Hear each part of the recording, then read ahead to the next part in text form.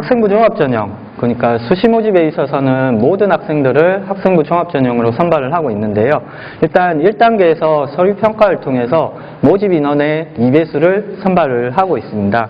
그리고 모든 전형, 교직 적성, 잠재 능력 우수자 전형을 비롯해서 고른기회 입학 전형, 모든 전형이 서류평가 방법이라든지 반영 비율은 동일합니다.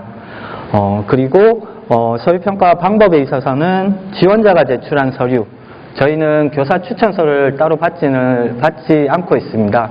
그래서 학교생활 기록부와 자기소개서를 통해서 정성적이고 종합적으로 평가를 진행하게끔 되어 있고요.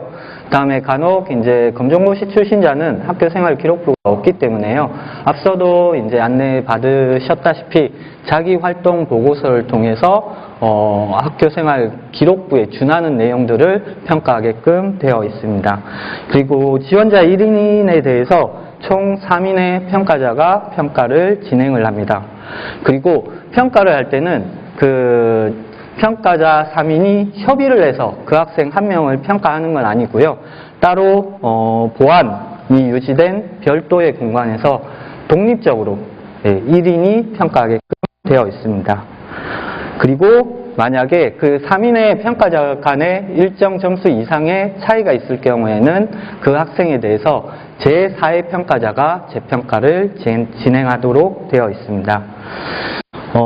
간략하게 서류평가 진행 단계를 말씀을 드리면요. 일단 지원 자격 심사를 통해서 그 학생이 지원 자격이 충족이 되는지 또는 미충족되는지 일단 확인을 합니다. 그리고 미충족되었을 시에는 아예 서류평가 대상자에서 제외가 됩니다. 그 말은 바로 불합격이라는 뜻이겠죠. 그리고 평가조를 구성을 하고요. 다음에 지원자를 그 조에 임의로 배정을 하는 방식입니다. 그래서 내가 아는 누구와 지원을 했는데 그 조에 내가 평가를 하고 싶다. 물론 그 사전에 저희가 서약서라든지 그리고 회피, 제척을 통해서 다 걸러내지만, 그래서 내가 아는 사람을 이렇게 평가한다. 그거는 절대 불가능하게끔 되어 있고요. 그리고, 저희가 전자평가 시스템을 사용을 하고 있습니다. 그래서 학생의 학생부, 자기소개서를 다 이렇게 프린트를 해서 보는 게 아니고요. 평가 시스템, 모니터를 통해서 그 학생의 정보가 그 안에 다 담겨져 있습니다. 그래서 학교생활 기록부에 항목별로도 볼 수가 있고요.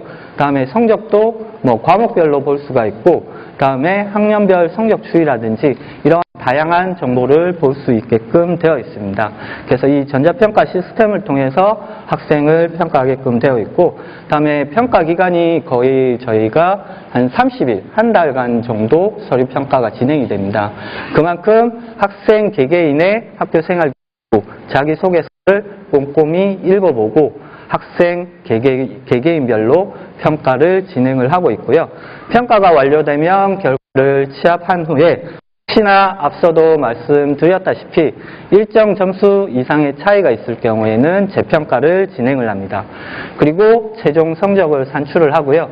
성적을 산출을 했다고 해서 바로 합격자 발표를 하지 않고 혹시나 평가 과정에 공정성을 저해할 수 있는 요인들이 있는지 이런 또 자체 감사 또는 이제 위원회가 또 꾸려지고 그 위원회를 통해서 최종 합격자를 선발하게끔 되어 있습니다. 평가 항목 및 평가 지표인데요. 일단 크게는 교직 기초 지식 역량과 교직 인적성 역량으로 나뉘어져 있습니다. 그리고 세부 평가 항목으로는 학업 역량, 기초 소양, 잠재 능력, 책임, 성실성, 나눔 배려, 협동심, 자기관리, 대인관계, 그리고 교직 소양, 그래서 총 6개의 평가 항목으로 구성이 되어 있습니다. 그래서 하나의 영역, 하나의 평가 항목만 가지고 합격자를 선발하는 건 아니고요. 그래서 예를 들면 학업 역량, 교과 성적만 놓고 학생을 선발하지는 않습니다. 다면적인 평가 기준을 저희가 설정을 하고 있고요. 다음에 지원자가 제출한 서류를 통해서 다각도로 보고 저희가 세심하게 평가를 진행을 하고 있습니다. 그리고 평가 지표를 보시면요. 학업 역량 같은 경우에는 단순히 그 학생의 평균 등급만 보고 그 학업 역량이, 그 학생의 학업 역량은 얼마다 이렇게 평가하지는 않습니다. 그래서 정성적으로 평가하게끔 되어 있고요. 기초소양 잠재 능력은 이 학생이 우리 초등교육과에 들어와서 수학함에 있어서 기초소양이 갖추고 있는지를 평가하게끔 되어 있고, 그 다음에 성장 환경, 주변 환경 내에서 자기 주도성 또는 어려움을 극복한 사례가 있는지, 이런 성과 위주의 평가가 진행이 됩니다. 그리고 책임 성실성은 학교 내에서 주어진 역할을 얼마만큼 충실히 수행을 했고, 그 다음에 공동체 내에서 규칙을 잘 준수하였는지, 이런 내용을 보고요. 나눔, 배려, 협동심은 타인에 대한 이해가 이제 학급, 지역사회로 어떻게 확장되어 나갔는지, 이런 내용을 또 봅니다. 그리고 자기관리, 대인관계는 자기 이해를 통해서 또는 관리를 통해서 대인관계에 긍정적인 특징의 변화가 있는지, 이런 내용을 중점적으로 보게끔 되어 있습니다. 그리고 교직 소양은 교직 탐색, 그리고 활동을 통해서 예비 초등교사로서의 교직 소명감이라든지 교직 소양을 갖추고 있는지 평가하게끔 되어 있습니다. 근데 이 지금 평가 지표를 보시면요, 공통된 키워드가 있습니다. 보시면 노력, 그리고 성과, 결과물, 특징, 이런 말이 많이 나오는데요. 단순히 교대에 입학하고자 하는 의지뿐만 아니라 그 평가 항목에 맞는 행동 및 변화의 특성을 보여주어야만 되고요. 이러한 행동 그리고 변화의 결과를 보여줄 수 있는 자료가 학교생활기록부와 자기소개서라고 생각을 하시면 될 것 같습니다. 그래서 학생부는 학교생활기록부 같은 경우에는 교과 영역과 비교과 영역으로 크게 나뉠 수가 있는데, 학생부 교과 영역이 교직 기초지식 역량과 상관이 많이 되어 있다고 보시면 될 것 같고요.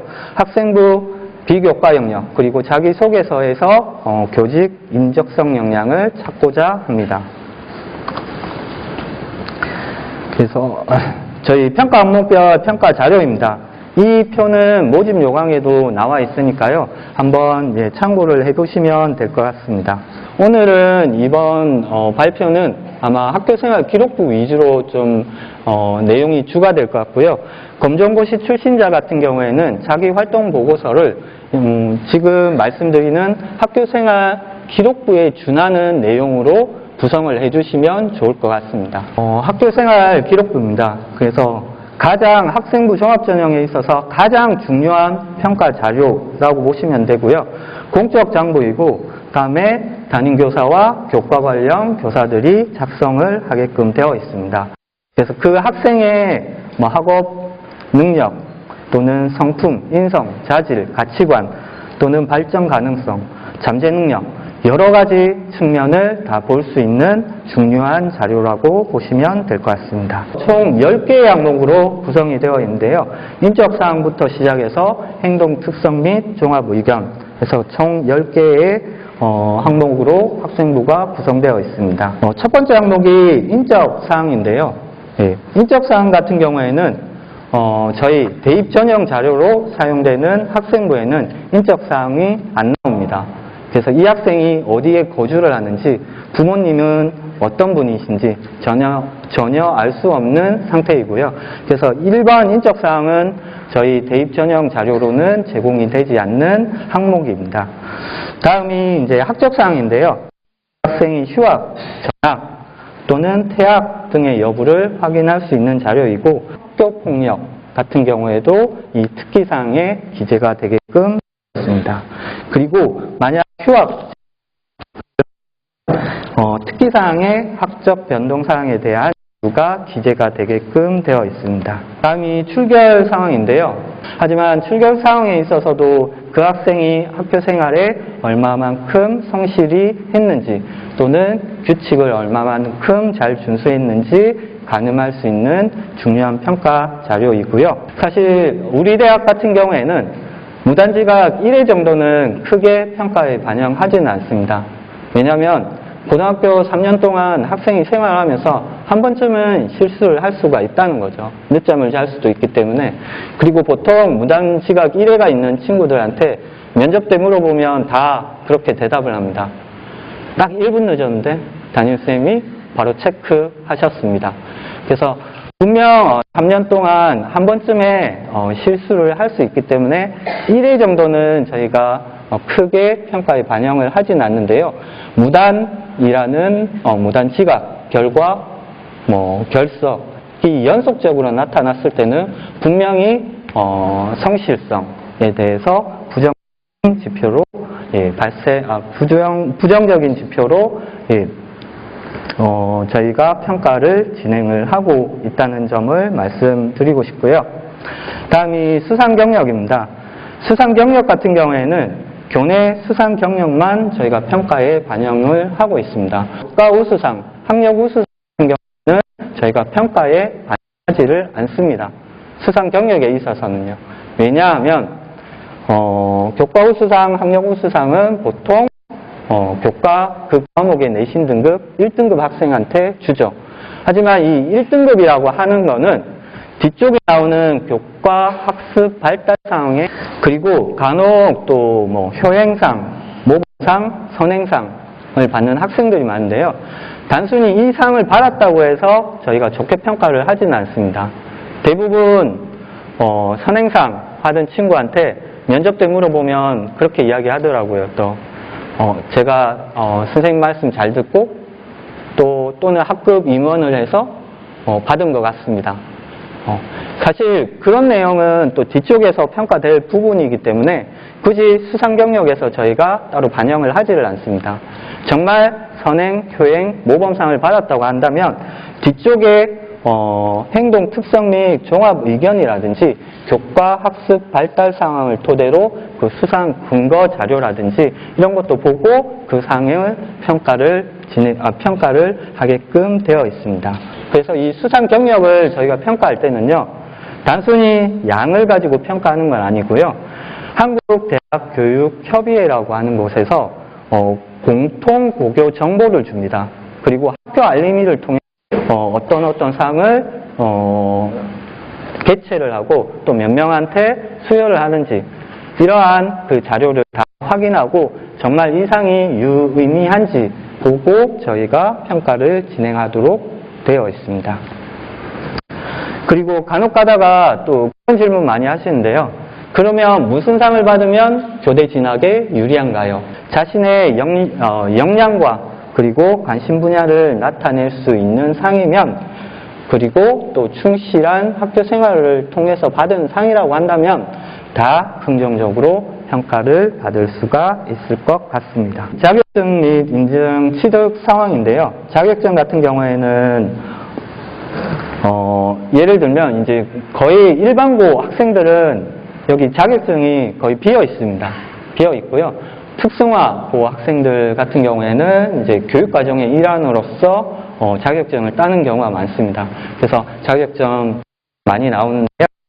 다만 이제 만약에 그 학생이 국어 능력 인정 시험에서 자격증을 땄다라고 하면 그 학생은 국어 관련 교과에 흥미와 그리고 관심이 많고 그만큼 노력을 했다는 점은 충분히 평가에 반영할 수가 있다고 보시면 될 것 같습니다. 그리고 국가직무 능력 표준 이수사항 같은 경우에는 크게 평가에 영향을 미치지 않는다고 보시면 될 것 같습니다. 다음은 진로희망사항인데요. 그래서 교대 지원자 특성상 대부분이 교사, 3년 동안 3년 내내 교사 또는 초등교사라고 되어 있습니다. 그래서 많이 하시는 게 교사 3년 동안 진로희망이 교사 초등교사여야만 합격할 수 있나요? 라고 하는데 그런 공식은 없습니다. 그리고 중간에 진로희망이 변경되거나 그리고 지원하는 학과와 일치하지 않으면 무조건 평가에 불리하다고 생각하는 경우가 많은데요. 이거는 이제 오해를 하시는 거고요. 그 진로희망에 대해서 구체적인 진로 계획을 가지고 그리고 그 진로와 관련돼서 다양한 창체 활동이라든지 또는 봉사활동이라든지 독서활동이라든지 여러 가지 다양한 활동을 했는지 종합적으로 평가를 한다는 거죠. 단순히 초등교사를 희망한다고 해서 그 학생이 정말 교대에 진학하고자 하는 의지가 강하고 다음에 직 소양이 높다 이렇게 평가하지는 않습니다. 그리고 실제로도 대학생 같은 경우에도 대학에 진학 후에도 전과 또는 편입을 합니다. 본인의 전공이 맞지가 않다 보니까. 하물며 고등학생 같은 경우에는 얼마나 진로에 대한 고민이 많겠습니까? 그런 점을 다 감안을 한다는 거죠. 그래서 진로는 충분히 변경될 수 있다고 저희도 생각하고 평가를 진행을 하고 있습니다. 하지만 이제 단순히 초등교사라는 직업적인 안정성 또는 부모님이 교대 가라고 해서요. 이런 거는 합당한 이유가 안 되겠죠. 충분히 교직에 대해서 본인의 진로에 대해서 고민한 끝에 진로를 해야만 되는 거고요. 그리고 진로를 변경한 그 이유, 계기 등이 구체적인 그러한 내용들이 학교생활 기록부 또는 자기소개서에 충분히 반영이 되어 있어야 할 겁니다. 그리고 단순히 진로가 변경된 것에 끝나지 않고요. 진로가 변경된 이후에 새로운 진로와 관련돼서 얼마만큼 노력을 했는지, 활동을 했는지 보여주는 게 더 중요하다고 말씀을 드릴 수가 있습니다. 다음은 창의적 체험활동 상황입니다. 그래서 첫 번째로 자유활동이 나오는데요. 창의적 체험활동 상황 같은 경우에는 그 지원자가 학교 생활을 얼마만큼 충실히 했는지 또 적극적으로 학교 행사에 참여를 했는지 볼 수 있는 중요한 자료입니다. 하지만 보통 기재되는 내용이 학교의 교육과정에 따른 활동이 많죠. 그래서 뭐 수학여행 또는 뭐 여기 있는 뭐 축제에 관련된 이런 게 많이 나오는데요. 이러한 활동보다는 개인이 적극적으로 또는 자발적으로 참여한 활동에 대해서 중점적으로 저희가 평가를 진행을 하고 있습니다. 그리고 자유활동에는 보통 학교 또는 해당 학년의 학급에 임원활동을 했는지 안 했는지가 나오죠. 단순히 이렇게 수치적으로 계산을 하게 되면 그러면 반장 2번 하는 학생이 반장 1번 한 학생보다 리더십이 뛰어난 건가요? 네, 꼭 그렇지는 않다는 거죠. 그래서 내가 뭐 반의 미화 부장일 수도 있고요. 미화 부장이지만 내가 리더십을 발휘해서 학급에 있는 환경을 잘 조성을 했다든지 이런 것도 충분히 리더십을 발휘한 경험이 된다는 거죠. 그래서 단순히 학급이 리더십을 좋게 평가하는 게 아니라 리더십을 발휘한 사례, 경험이 기재가 되어 있어야만 그 학생을 긍정적으로 평가할 수가 있다는 겁니다. 그 다음이 이제 동아리 활동이 나오는데요. 보통 정규 동아리가 있고 자율 동아리가 있습니다. 그리고 정규 동아리 같은 경우에는 또 그런 질문 많이 하시는 게 꼭 교육 관련된 동아리 활동을 해야만 교대 진학이 가능한가요? 그런 공식은 없습니다. 그리고 어떤 동아리 활동을 했냐가 중요한 게 아니고 그 동아리 안에서 본인이 어떠한 역할을 했고 맡았고 그리고 그 동아리 활동 중에서 분명히 쉽지만은 않았을 겁니다. 어려움이 있었을 거고 그 어려움을 어떻게 극복했고 그다음에 그 활동을 통해서 본인이 어떠한 가치관을 만들어 나갔는지 이런 성찰의 중심이 평가의 주된 내용이라고 보시면 될 것 같습니다. 단순히 이 동아리 했네? 너 잘했구나. 좋게 평가를 하질 않는 거죠. 그 동아리 안에서의 활동 위주로 본다고 보시면 될 것 같습니다. 그리고 요즘에는 또 자율 동아리가 많죠. 요즘에는 1인 1동아리가 아니라 정규 동아리 이외에도 마음이 맞는 친구들끼리 자율 동아리를 이렇게 개설을 할 수가 있습니다. 하지만 이때도 자율 동아리에 단순히 몇 개에 참여를 하고 어떤 자율 동아리였는지가 중요한 게 아니고요. 그 자율 동아리 안에서 어떠한 활동을 했는지가 중요합니다. 사실 가다가 어떤 학생은 한 학년, 한 학기 동안 4개의 자율동아리 하는 학생도 있고요. 근데 저희가 평가하는 입장에서도 과연 이 4개가 가능할까라는 의구심이 들 정도죠. 그리고 실제로도 그 학생 면접을 볼 때 이 자율동아리는 무슨 활동을 하는 동아리예요? 라고 물어봤더니만 실제로 한 활동이 없었던 겁니다. 그리고 그 동아리 활동 시간에 그냥 자습을 했대요. 네. 그러니까 흔히 자율동아리 활동을 많이 했다고 중요한 게 아니라 하나라도 좋고 뭐 아예 정규 동아리에 집중을 하셔도 좋습니다. 네. 그 동아리 활동 내용을 중심으로 잘 기재가 되어 있어야만 한다는 겁니다. 다음은 봉사활동이 나오는데요. 여기 봉사활동은 지원자가 어떠한 봉사활동을 했는지, 다음에 어떠한 과정을 거치고 무엇을 깨달았는지 기재가 되어 있는데요. 이 봉사활동 같은 경우에는 뒤쪽에 나오는 봉사활동 실적과 연계되어서 평가에 반영이 된다고 보시면 될 것 같습니다. 다음 진로활동 역시도 학생 개인 의지보다는 학교의 교육 과정의 일환으로 진행되는 경우가 많은데요.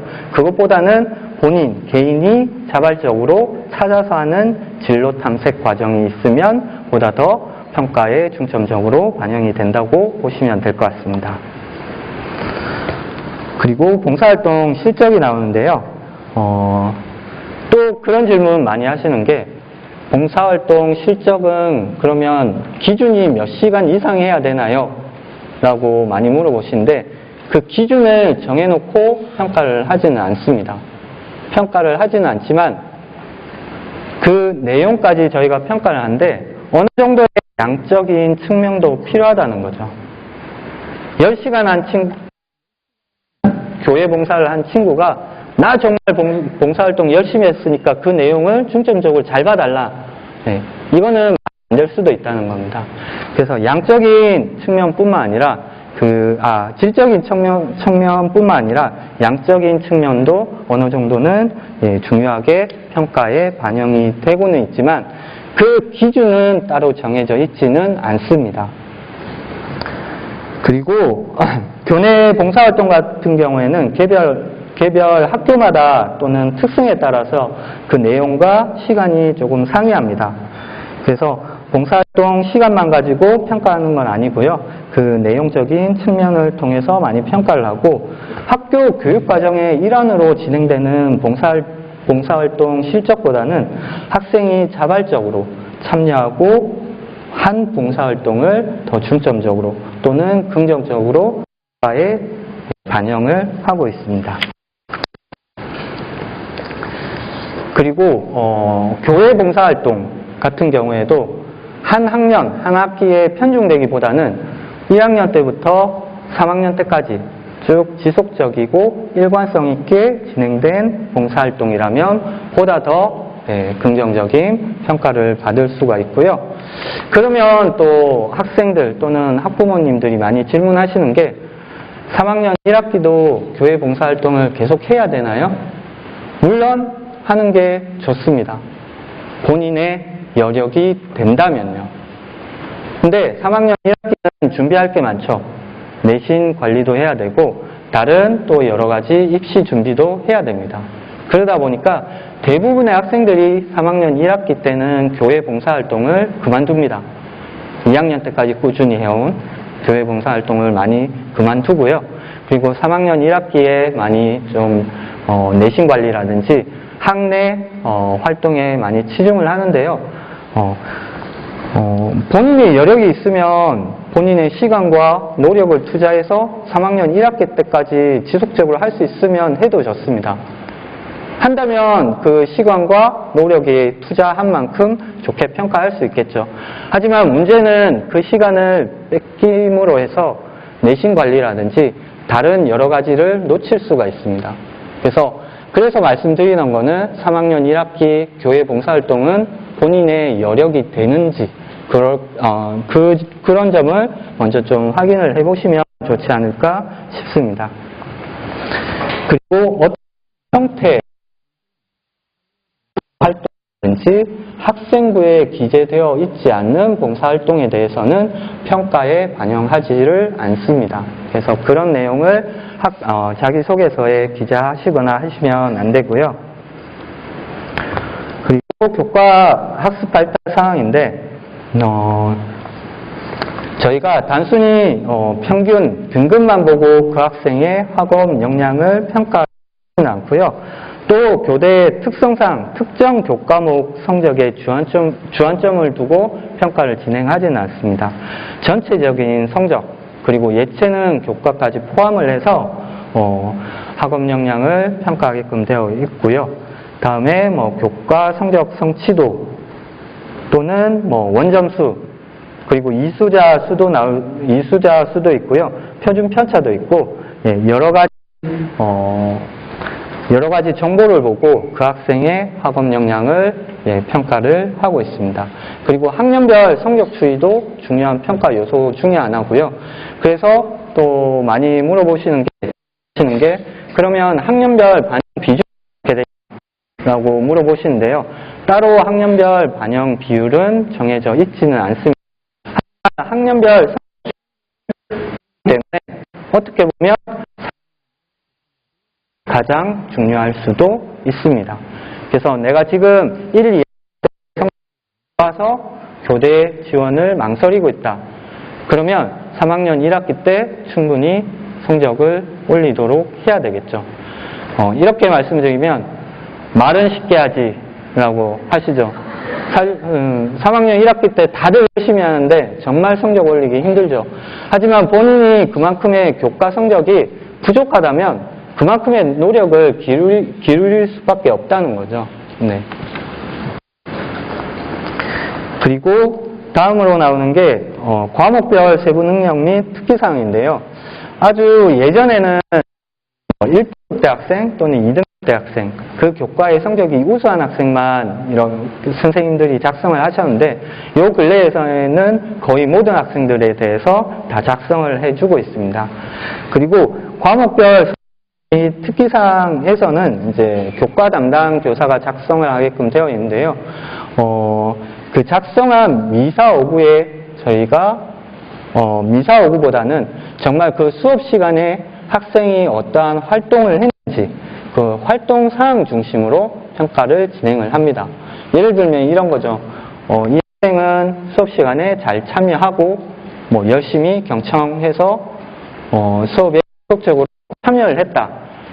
단순히 이런 사항보다는 정말 그 수업에서 그 학생이 어떠한 활동을 하고 그다음에 실제로 어떠한 역량을 발휘했는지 그런 역량 발휘 중심으로 평가가 진행이 된다고 보시면 될 것 같습니다.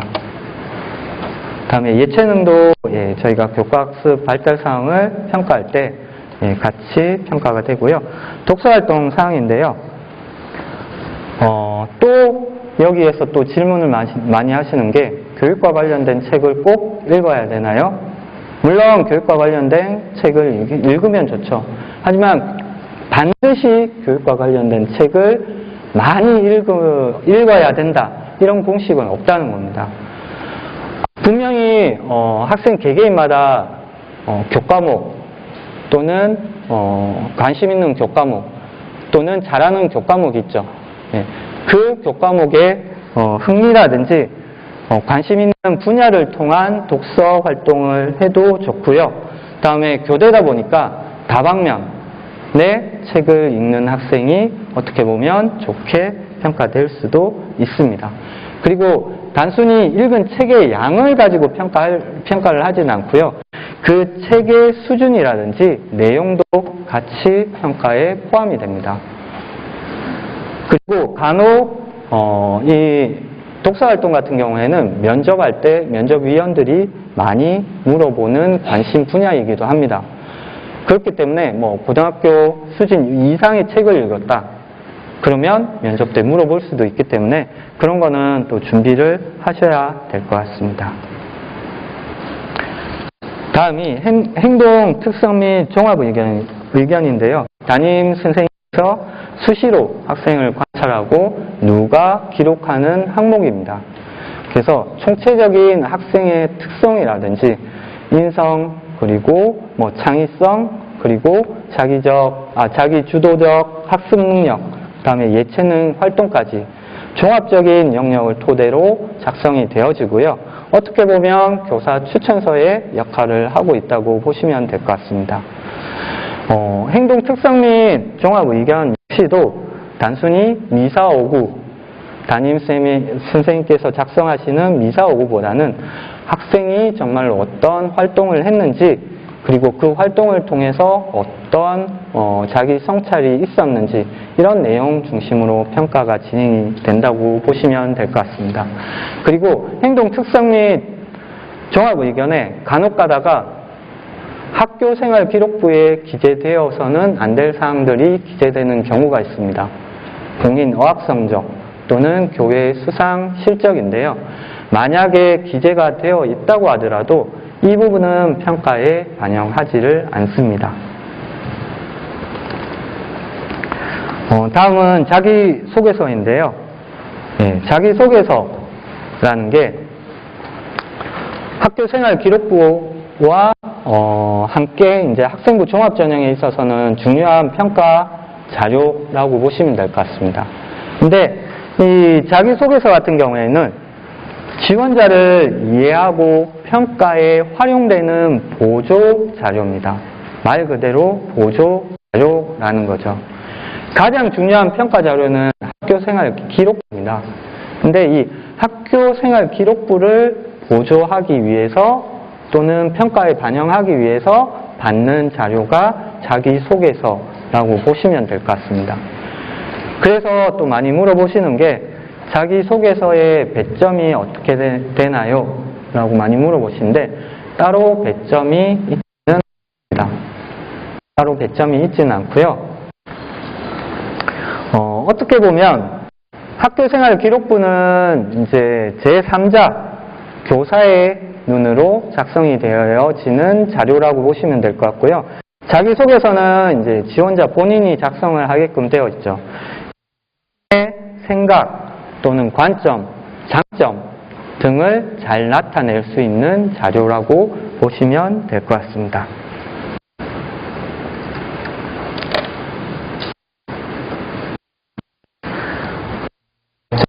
자기소개서, 우리 대학의 자기소개서 문항인데요. 총 4개의 문항으로 구성이 되어 있습니다.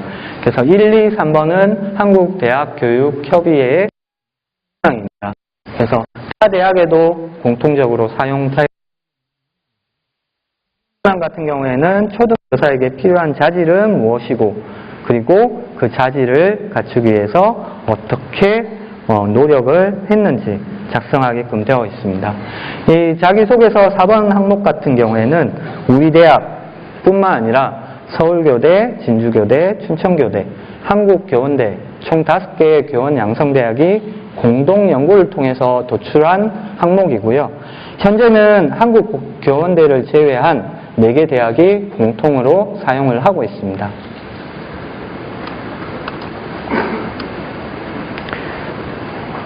자기소개서 작성하실 때 이제 유의사항에 대해서 간략하게 말씀을 드리면요.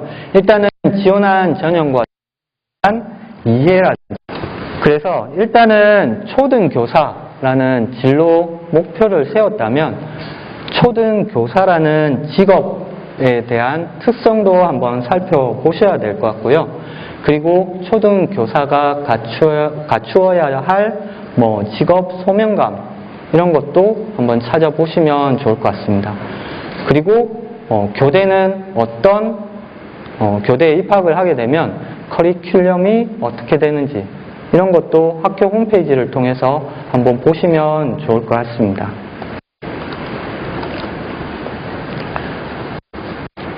두 번째, 속에서 질문을 일단 꼼꼼히 읽고 그 핵심 내용을 파악을 하셔야 됩니다. 혹시 1번 문항이 어떤 문항이었죠? 네, 학업에 기울인 노력과 학습 경험입니다. 그러면 학생들은 대부분 작성하는 내용이 교과 성적 올린 거죠. 그래서 수학 교과에서 있어서 내가 2등급이었는데 3학년 때 1등급으로 올렸다.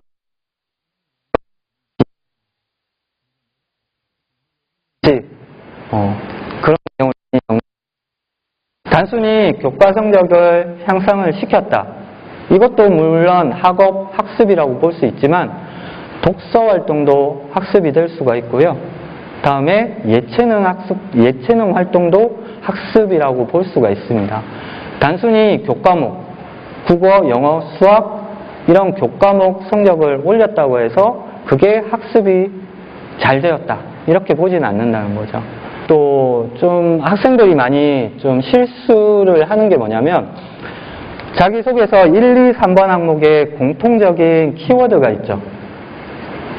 어떤 키워드냐면 그 활동을 통해서 배우고 느낀 점을 작성하게끔 되어 있습니다. 근데 학생들이 작성을 할 때 보면 이 배우고 느낀 점을 간과를 한다는 거죠. 그래서 내용 위주로만 쫙 적는 학생들이 있다는 겁니다. 물론 이 내용도 중요하지만 분명히 배우고 느낀 점으로 작성을 하고 있기 때문에 그쪽에 중점을 두고 작성을 하셔야 한다는 거죠.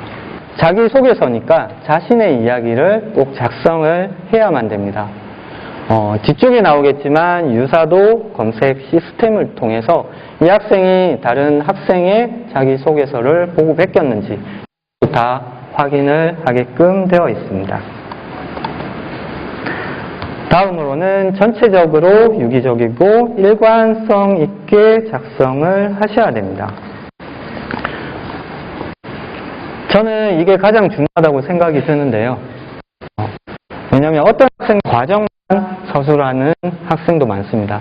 하지만 평가하는 사람 입장에서는 자기소개서를 받는 이유가 있겠죠. 생활 기록부에 그 학생이 고등학교 3년 동안 한 활동들에 대한 결과 위주는 잘 나와 있습니다. 예를 들면 봉사활동 실적을 보면 어디 몇 월 며칠에 무슨 기관에 가서 어떤 봉사활동을 했다라는 결과 위주로는 잘 기재가 되어 있다는 거죠. 하지만 평가하는 사람 입장에서는 그 결과뿐만 아니라 왜 그 학생이 그 봉사활동을 하고자 했는지 그 이유, 계기도 궁금할 거고요. 그 다음에 그 봉사활동 과정 중에 분명히 쉽지는 않았을 겁니다. 어려운 점이 있었을 거고 그 어려운 점을 어떻게 극복을 했는지 그리고 그 봉사활동을 통해서 내가 뭘 배우고 느꼈는지 이런 한편의 자기만의 스토리를 작성하는 게 가장 중요하다는 거죠. 그리고 가장 피해야 될 게 학교 생활 기록부에 기재된 내용만 이렇게 나열하는 학생들이 있습니다. 예를 들면 저는 장려상을 2번 받았고요.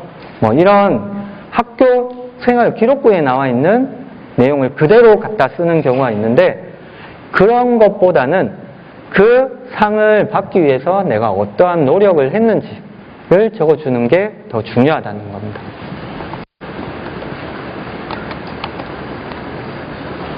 다음에 객관적인 증빙 자료를 확보를 하라고 말씀을 드리는 게 이 말은 무슨 말이냐면 학교생활 기록부에 있는 내용을 바탕으로 자기소개서를 작성을 하시 예를 들면 1번 항목 같은 경우에 간혹 가다가 그런 학생이 있어요. 내가 수능 모의평가에 있어서 2학년 때 수학이 2등급이었는데 3학년 때 1등급으로 올렸다. 근데 이 내용에 대해서는 학생부에 기재되지가 않죠.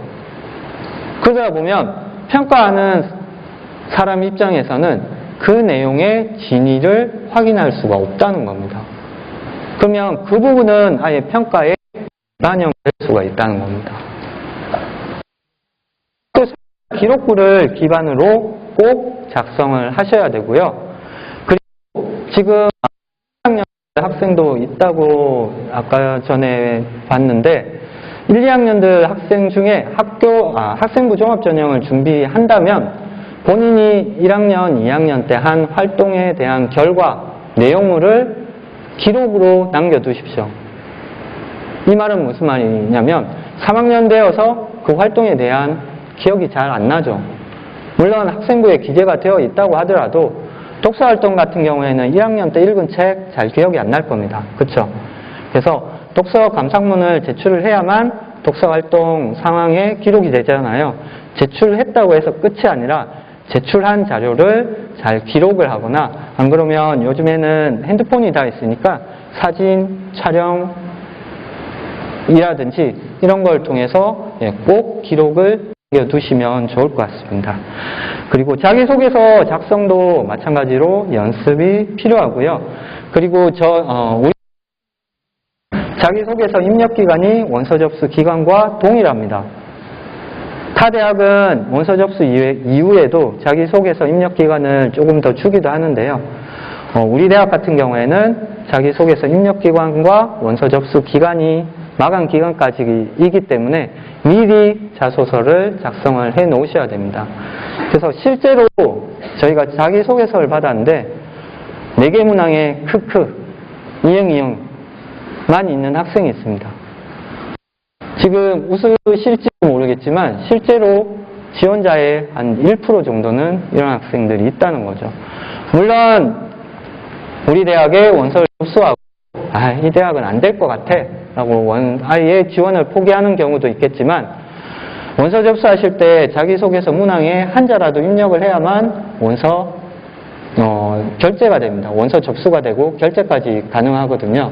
그래서 일단 입력해 놓고 나중에 수정해야지 라고 해놓고 그 마감 일정을 놓친 학생이 나온다는 겁니다. 그리고 그 다음날 꼭 전화가 오죠. 어떻게 안 되겠냐. 그럼 저희는 절대 그 사정을 봐줄 수가 없습니다. 그리고 자기소개서가 문장력이라든지 문체를 저희가 평가하는 자료는 아니지만 어법에 맞게 쓰는 게 중요하고요. 그다음에 오탈자는 없는지 이런 것도 한번 확인을 해보시면 좋을 것 같습니다. 그래서 간혹 분명 우리 대학에 지원을 했는데 자기소개서 내용에 보면 서울교대 이야기가 나오고 그다음에 부산교대 이야기가 나오는 경우가 있습니다. 물론 타 대학의 명을 썼다고 해서 그 학생을 불합격 처리하거나 하지는 않지만 그 학생이 정말 우리 대학에 진학하고자 하는 의지가 있는지 그런 점은 의구심을 가질 수밖에 없다는 거죠. 그래서 그 내용도 한번 확인하시면 좋을 것 같고요.